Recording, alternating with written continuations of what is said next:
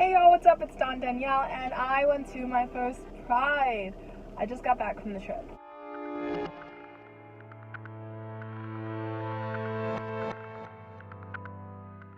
And I am happy to say that I am a proud Black bisexual.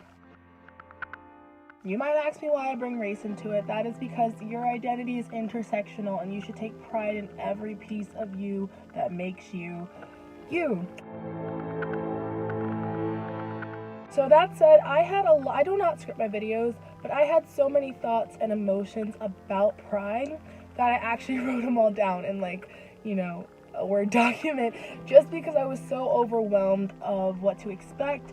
There was some pressure and fear a little bit of going to my first Pride, and I've never really hidden who I am or my identity, but I do believe there's a way you can shadow it and not be as open about it. I come from a state where they are fighting to have a Confederate flag taken down from just out in the open, giant flag waving around, and there's actually debate on whether that should stay up or whether it's about heritage. And so when I went to San Francisco for the second time, I got off the little train station thing, and there were pride flags everywhere. And I think it just kind of hit me emotionally because everyone was just so open and progressive and being who they are. So I will be reading off my computer. These are my own original thoughts. It was just so much that I wasn't able to really, kind of freestyle it for you, and it's a really important topic, so I wanted to talk to you about it. If you want to see actual Pride footage from the oldest and biggest one in San Francisco, check out my other video. I just compiled that all together.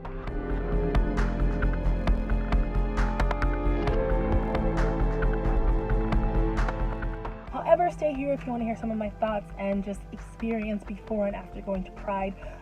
We are making this a snacking story time, keeping my tradition. However, I'm in my car because my house is a little noisy. My whole family's home. And I was gonna shower and, get relaxed, go watch some new Netflix shows, make myself a good sandwich. But because I wanted to make this video and post it along with my actual Pride footage, we have a single piece of cheese as our snack because I didn't want to make the whole sandwich yet before I got ready and showered. I'm gonna, make myself a nice dinner once I get comfortable. But for the sake of the story time, we have this single piece of Crackle Barrel, cheddar cheese. That said, getting a little more serious, I'm going to go ahead and read off the notes. I also want to state that this is not hopping on a trend. This is not doing it for the sake of pride. This is not a coming out video. I've seen artists and just normal people come out and get so much backlash, and I feel like it hurts to see that, but at the same time, the more you resist, the more people who are open about who they are, that's what helps fight, the hatred and the homophobia and all the other cool things people have to deal with in this world. And so, like I said, I feel like there's a way that you can not deny yourself, but still kind of shadow who you are. And so that's kind of why I'm making this video. I got my cheese. I got this nice little golden hour glow coming in from the side window of my car. So let's just hop right into it. That said, I have dated girls before. I will date or marry anyone who makes me happy, regardless of how they identify. I have a crush on Jihoon from Monsta X as much as I do Jessie Reyes. I've never considered it a big deal because I've been privileged enough to grow up in an environment where I never felt judged if I officially came out. And I understand that a lot of people in life do not have that privilege, and I hope for a future where that can exist. A safe environment with safe, understanding people who are just as chill with who you are. I wish that for everyone.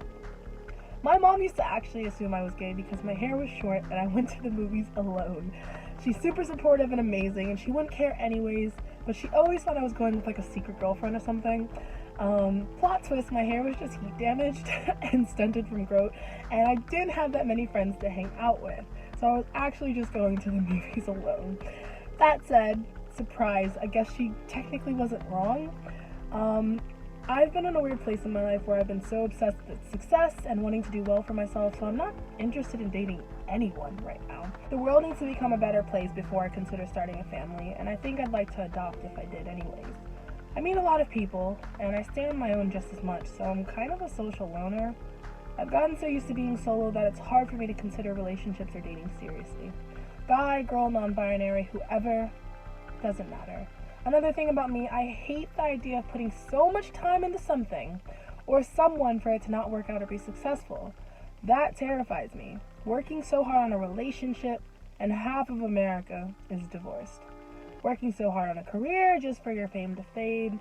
Like, I'm just trying to skip to the part of my life where I'm happy, where I'm doing what I love, I can give back to my family and they can live well, and I'm surrounded by people who make me feel good.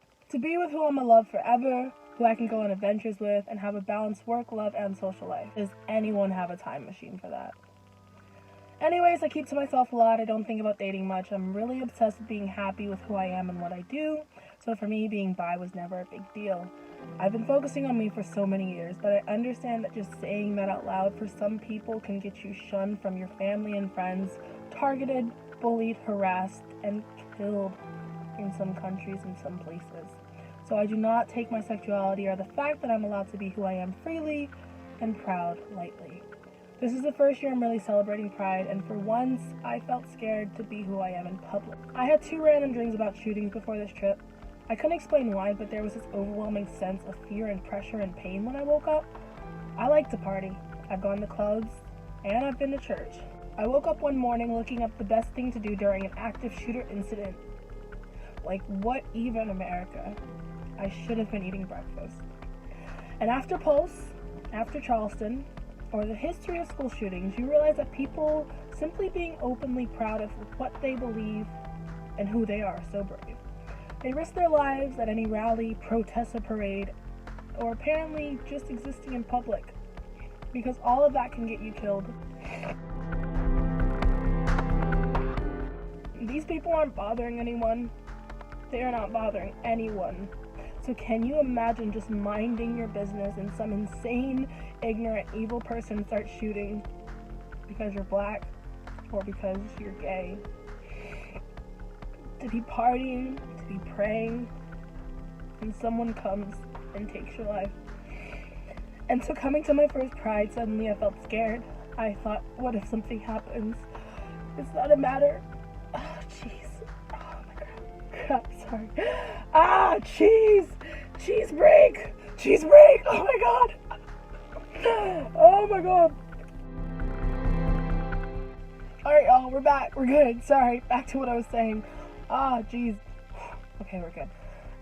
It's not a matter of wrong place, wrong time. The places we're at isn't the problem. It's the foul people taking issue with your existence, your skin color, your sexuality, your beliefs. They are the problem. And the fact that they have the power to cause so much pain and trauma to innocent people and their family is what scares me. And you know what pisses me off? What is with the documentaries and news articles about killers and psychos being immortalized? Why is the first thing I read the name of a shooter, but I cannot tell you a single name of the victim at the Pulse shooting or at Charleston? Why can't I tell you who was at that club that night? Why can't I tell you who was at that church? But as soon as I look up an article, why all the negative attention and glorified media coverage over tragedies? I feel like that encourages other sick people instead of raising better awareness. Like, I'm sorry, if you're gonna choose groups of people to go attack, why don't you look for the pedophiles and the rapists and the murderers? I don't wish death upon anyone, but if you intend to take out people in this world, you know, with or without you, why are you going after? People who do these acts are pure evil, so why is it when I look up a mass shooting of any article, I see the name and biography of a lone wolf, mentally troubled shooter? Why is it that I don't know a single name of the people who were there unless I look them up? Give me a list of names front and center. Do not tell me about the shooter. I understand why they must be named, yet I feel that's the same reason all this negative attention is immortalizing them, whether they take themselves out or not after the act. I feel like this makes other people think if they do this, they'll be all over the news too. And it's only worse if they're portrayed as a lone wolf to be sympathized with. You don't have to like someone's identity or understand it.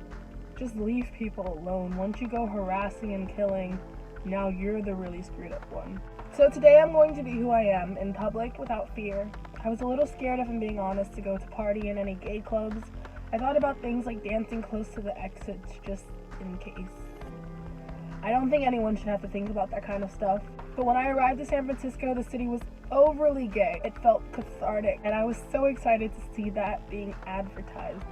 There were so many diverse people, and pride aside, I actually went roller skating and hanging out at like this barcade and stuff with some other friends. And I went roller skating, there was so many people on the roller skating rink, like old people, young people, everyone dressed up in disco, dressed up in regular clothes, dancing, and it was amazing. I know I'm getting off topic, but I just want to say diversity in general makes me happy, and then to have intersectional identities coming, and it was just overwhelming. My time in San Francisco was absolutely a blast. But anyways, I will not deny who I am, no part of me, so we're going to Pride. And while I never really hid my sexuality, I realized that I shadowed it, but I will not deny who I am, no part of me, so let's go to Pride. I am going to Pride unapologetically for myself and for those of you who can't be here, because I am here for you too. Woo! I'm sorry. That was a little hard to read. I had to cut the air on. It was getting a little hot in here. My cheese started to sweat. Look at this. My cheese is sweating. That's so gross. Oh, I got cheese sweat on my thigh. Yeah. Those are my thoughts on Pride. I really did. I don't know if it. Sorry, I was sitting in the car with the air off, and then I got hot, and then I got emotional. It was a gross mess, and my cheese started sweating on my thigh, and so I just cut the air on.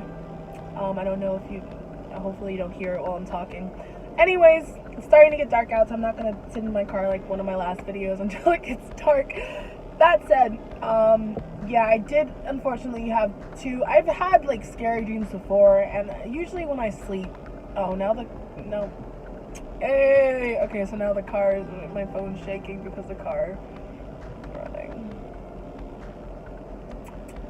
Alright, let's just get a nice little blast of air and then cut this off. Is it still shaking?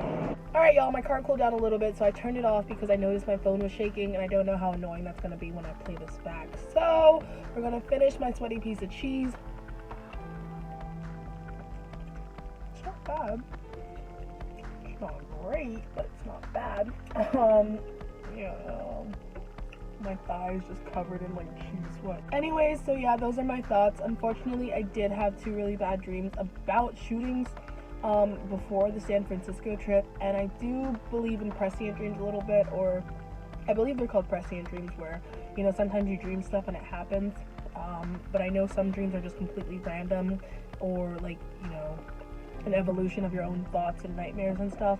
So I was a little scared and worried, and it just got me thinking about, you know, Pulse and stuff, because I spent some time in Florida last year, and like I said, I love to party, so it's crazy to think you're just out partying, or like with Charleston, you're just out praying and you're with family and friends, and all of a sudden somebody comes and ruins your life and the lives of those around you. And so it was just a little overwhelming to think about. I'm not gonna lie, like I feel like I've always shadowed who I am a little bit, but at the same time, like I said, I focus on myself so much that I, you know, wasn't always thinking about dating, or dating girls, or dating boys, or dating non-binary. I honestly wasn't thinking about dating because, like, I'm really obsessed with, like, my success. If you know me, I strive for my own happiness and happiness of others around me, and being successful, and I just want to, you know, be in a good place in life, so I'm not really thinking about this stuff. And then I realized I was kind of privileged because, like I said, I grew up in an environment where it doesn't really matter if I'm bi. Like, I think my mom's cool with whatever, as long as I don't come home with, like, 20 hamsters, you know, and I'm alone for the rest of my life. I'm pretty sure she doesn't care. So that said, those were the thoughts I had written before I went to Pride. After going to Pride, those emotions just kind of came in at a tenfold, but at the same time, joy and happiness were at the top. Like, I was surrounded by so many people just being who they were. It was so much fun. San Francisco Pride was amazing. There was this big parade, but I also met up with travelers that had coordinated an event before, and we were just having fun, talking to each other, and we were sharing stories, and I had some friends talking about how their parents weren't okay with who they were, or family that had shunned them, and it's so hard to hear because you don't realize, like, hey, you know, my situation's okay, I'm fine, and then you realize just being who you are for other people, sometimes it doesn't even sit well with your own family. And so that was unfortunate to hear, of course, and it just got me thinking a lot. But it was such an inclusive and beautiful space. There was rainbow everything. There was supporting Black Lives Matter and trans lives, and everyone was included. It was definitely a party. There was so much stuff to do, so much happy stuff going on. And so, I was having these difficult thoughts before I went, and I was scared a little bit, but after I went, I just felt so relieved and happy and proud to be who I am. So if you can get to a pride, please do. If you're not able to, that's okay too. I know that some of you can't come out for safety reasons. It's dangerous, and there are unsafe environments and people who don't understand, and so you have to shadow yourself, and that is okay too if you're not able to come out for your own safety or mental health or well-being. So no pressure on like, oh, I have to, if I don't come out, it's not official. Whenever you're ready. Like I said, for me, I felt like I never really had to, because it's just, I've been lucky enough to be in that kind of environment. But Pride was amazing. All these thoughts I had before, even now I read over and it just makes me sad because I'm thinking about the incidents that happened. However, Pride itself was so beautiful. There were some like naked people walking around, which I kind of understand, because I get the whole like, okay, self-love, love yourself, but I also feel like you could have did that with clothes on. Like, I'm just saying, there's some kids at these events, but they were mostly in the at the Civic Center area, which I didn't see that many kids. So there were some naked people walking around. That was kind of like a whoa, like, there was just so much going on. So if you've never been to Pride, it was already overwhelming of like, hey, I get to be who I am, especially if you're coming from a small town like me. It's like, oh, hey, I get to be who I am in public. Everyone's dancing and singing, and drag queens, and hey, and it's exciting and overwhelming. And then you have some shock value of like, oh, why are they naked? But then there's also some serious issues being talked about, such as the history of Pride, a lot of incidents and civil rights movements that went on, a lot of important people. Make sure you study your history on that. So I do appreciate that was discussed as well, because you have to realize there are significant events in history and significant people in history that allow us to walk around with our rainbow flower bands and dance and sing, in open spaces and have parades without there being, obviously there's still homophobia and everything that goes on today. However, there are safer spaces now because of those people and the things that happen. So it's important to remember that as well. Some closing notes that I also wrote down on my laptop about just how I was feeling and stuff. Oh, okay. The most annoying thing about being bi is the stigma. People say you're confused. They say you dislike everybody. The stigma that guys can't be bi. That's another one. And then the most annoying thing is with other girls that are your friends. You tell them and they're like, oh, but you don't like me, right? And they get worried that you have like the secret crush on them, and you're like, nah, like, no. And then they're offended. What? They're like, what, you're bi, so you must like everyone. Why don't you like me? And I think the frustrating thing about that is like, okay, you were just worried that I might like you, now you're mad that I don't. And my sexuality, I just feel like it shouldn't make you uncomfortable or be your ego boost, so you should get over that. It's not that I have a type. Well, actually, yeah, I do. My type is the kind of person that doesn't react the way you did when I told you I was bi, or just assume that, start assuming stuff. So there's that, unfortunately. And with guys, guys are, not everyone, I do not generalize, not everyone, but you have those guys that are like, oh, so I'm gonna have 2 girlfriends and their stupid little Scooby-Doo voice, and you're just like, congratulations.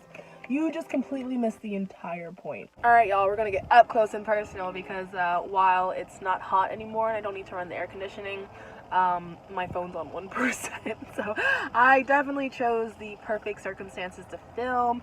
That said, I'm out of cheese. It's starting to get dark outside. A few last notes. What did I have to say? Support trans rights. Come on now. You cannot be out here preaching about love and acceptance and being who you are and then discriminate against certain letters. This is not a pick your pride. This is not a LGB, maybe T. Okay? You can take the T off your BLT. You cannot take it off this community. That is not for you to decide. If you cannot support everyone, then stay your butt at home. Okay? We do not want you marching around with your flower headbands or whatever rainbow gear you have if you are only selectively supporting the spectrum. That said, know your history, learn your history. There's a lot of stuff I learned this year, a lot of incidents, a lot of people who helped make today possible, and I know there's still a far ways to go, but there's a reason we're able to have these parades now, and for some people in some places we're able to be as free as we can. So learn your history. That's an important part of your identity as well. And that's about it. I'm gonna wrap this up. It's getting dark. I really want to go in and shower and make myself a little sandwich, but I was posting the Pride footage and I didn't want to just post it without any commentary on it. And like I said, I was just having these overwhelming thoughts before I went to Pride, and I had to get them out there, and I really needed to say what I said. And even when I was in San Francisco, while I was not while I was at Pride, because Pride itself was beautiful and amazing, even the days before Pride when I was hanging out with my traveler friends, but like even before that, when like it was leading up to it, I was still getting emotional of like, it's weird. I'm not that kind of person, but it just hits you out of nowhere and you don't realize you've been shadowing yourself, or you're not able to be as free and loud and proud as you want to be. So that's all I have to say. Thank you all for listening. Check out my other footage if you'd like. And like I said, I just want, if you're not able to come out or not ready to come out, don't rush yourself, try to surround yourself with people who support you and will love you, because it's not normal to be surrounded by toxic energy. Even outside of who you are and all that, or whatever you're doing, just in general in life, it's not normal to be around people who do not wish you well. Try to surround yourself by positive people who know love and understanding and empathy. And if it's hard for you now, I'm sorry, and I wish I could be there for you personally, but I will try as best as I can from my point here. And I wanted to give you my thoughts, and I also wanted to show you Pride footage because I want you to know there are safe places out there, safe places, safe people, safe spaces, and you might not be able to reach them yet, but they are there and they are waiting for you. So be who you are, and if you're not able to, one day you will be able to be who you are, just out in the open freely. And yeah, so yeah, that is all. I'm gonna go wash this sticky cheese residue off my leg, hop in the shower, and then make myself a nice little sandwich and go watch some TV. But thank you all for watching, and stay strong. I am always in my feelings. Anyways, what is up, y'all? I am really grateful you watched my story time and heard my thoughts out and everything like that.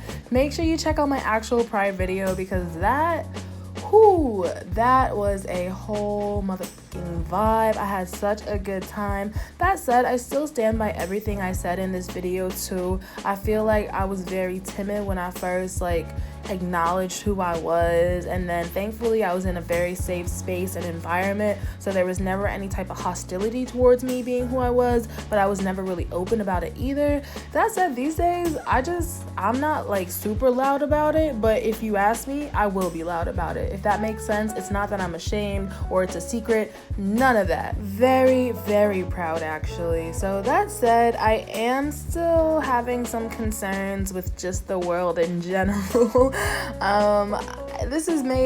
I'm remaking this video after 2020, reposting, whatever you want to say. Brought it over from my travel channel because I feel like it's a better fit over here on the spam channel. But that said, I've become more of a homebody, which sucks. I'm seeing myself in my Pride videos, and I was so extroverted. Oh my goodness, I was just a social butterfly. I would just bounce around from person to person. I could get along with a lot of people. I was really open to talking to people, starting conversation, checking in on people. These days, oh my gosh, and I know it has been impacted by 2020 and everything that happened in 2020 and the result of that. I am a homebody. I'm a homebody, bro. It's weird because it feels like I'm not myself, but I am. And for those of you wondering, hey Danny, what the hell does this have to do with the Pride vlog? When I was talking about that piece where, I was scared to go outside to Pride because of what happens with just, unfortunately, people who are sick in the head and have a lot of hate in their heart, and they bring violence upon others for literally just existing and the things they do in this world. When I was talking about that piece, I realized that some of my anxiety towards that did get a little bit worse after 2020. When you are forced to isolate in your own home, or there are limitations put in place on how you're allowed to go outside, I think a lot of us can agree that messes with your mental, or if anything, it puts it to the test. So sometimes my anxiety comes from the fact that I know there are people with hate in their heart, and you can never know just walking upon a person who that might be. And that's why I'm so grateful for the good people I've met in this world. That said, We do not live our life in fear. And I'm gonna end with that. There is no reason to hide, all right? We are allowed in these spaces and we are allowed to turn them into safe spaces. And so while I haven't been really vibing with going outside lately, I know that if I do, ain't nobody about to make me feel unwelcome for doing so. That's all. Thank you for watching. Bye. Oh, wait, one more thing though, because I just caught a snippet of the video and I was like, wait a minute. So I guess a year or two, or maybe whenever I filmed this ago, I identified as bisexual. Now, however, I do want to clarify that my love is all inclusive. It's all inclusive, and I feel like people kind of cleared up the fact that if you say bi, you're kind of specifying either a woman or man. That's my understanding. I just wanted to say, I'm not sure what the term is, but all inclusive. I date anyone who makes me feel something, who's a good person, who makes me happy. I'm not gonna be like, oh, which parts match up to which? No, they don't have to match. Nothing has to match. I don't care what parts you have. All I care about is you as a person. Do you make me happy? Do you make me feel good? I will always respect however you choose to identify. And that's that. All right, bye for real.